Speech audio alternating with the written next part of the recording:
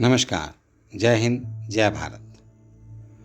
भारत देश की भूमि अनेक विद्वानों, राजनेताओं, स्वतंत्रता सेनानियों और विभिन्न बलिदानियों के साथ साथ धार्मिक गुरुओं से भी भरी हुई है। धार्मिक गुरु भी ऐसे जिन्होंने पूरे जीवन में धर्म के लिए, विकास के लिए, धर्म को आगे बढ़ाने के लिए उसी में ही अपने जीवन को उन्होंने समर्पित कर दिया। उसी में एक अग्रणी नाम आता है श्री स्वामी श्रद्धानंद सरस्वती। श्री स्वामी श्रद्धानंद सरस्वती भारत के शिक्षाविद, स्वतंत्रता संग्राम सेनानी तथा आर्य समाज के सन्यासी थे, जिन्होंने स्वामी दयानंद सरस्वती की शिक्षाओं का प्रसार किया। वह भारत के उन महान राष्ट्रभक्त सन्यासियों में अग्रणी थे जिन्होंने अपना जीवन स्वाधीनता, स्वराज्य, शिक्षा तथा वैदिक धर्म के प्रचार प्रसार के लिए समर्पित कर दिया था। श्री स्वामी श्रद्धानंद सरस्वती जी ने गुरुकुल, कांगड़ी विश्वविद्यालय आदि शैक्षणिक संस्थानों की स्थापना की और हिंदू समाज व भारत को संगठित करने तथा सन 1920 के दशक में शुद्धि आंदोलन चलाने में महत्वपूर्ण भूमिका अदा की। श्री डॉक्टर भीमराव अंबेडकर ने सन 1922 में कहा था कि श्री श्रद्धानंद अछूतों के महानतम और सबसे सच्चे हितैषी। श्री स्वामी श्रद्धानंद का जन्म 22 फरवरी सन 1856 अर्थात फाल्गुन कृष्ण त्रयोदशी विक्रम संवत सन 1913 में पंजाब के प्रांत जलंधर जिले के तलवान ग्राम में एक खत्री परिवार में हुआ था। उनके पिता Shri Nanak Chand Vij east India company द्वारा शासित यूनाइटेड प्रोविंस वर्तमान उत्तर प्रदेश में पुलिस अधिकारी थे। उनके बचपन का नाम बृहस्पति विज और मुंशी राम विज था, किंतु मुंशी राम सरल होने के कारण अधिक प्रचलित नहीं हुआ।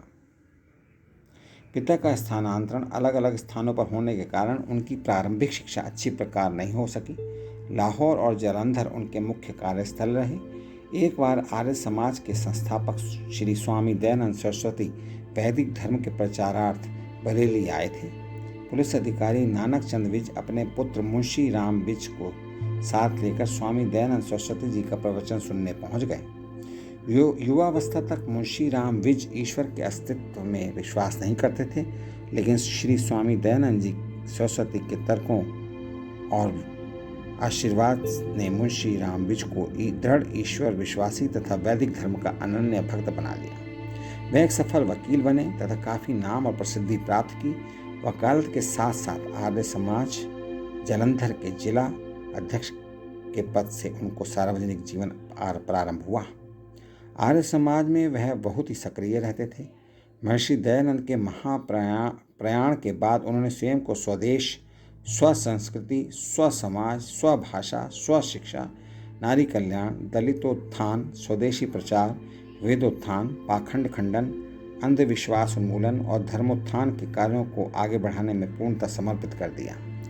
गुरुकुल कांगड़ी की स्थापना, अछूतों द्वार, शुद्धि, सद्धर्म प्रचार, पत्रिका द्वारा धर्म प्रचार, सत्य धर्म के आधार पर साहित्य रचना, वेद पढ़ने व पढ़ाने की व्यवस्था करना, धर्म के पथ पर अडिग रहना, आर्य भाषा के प्रचार तथा उसे जीवकोपार्जन की भाषा बनाने का सफल प्रयास, आर्य जाति की उन्नति के लिए हर प्रकार से प्रयास करना आदि ऐसे कार्य हैं जिनके परिणाम स्वरूप स्वामी श्रद्धानंद अनंत काल के लिए अमर हो गए।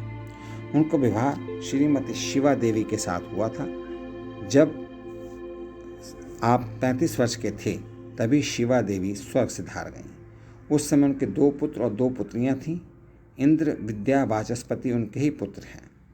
सन 1917 में उन्होंने संन्यास धारण कर लिया और स्वामी श्रद्धानंद के नाम से विख्यात हो गए।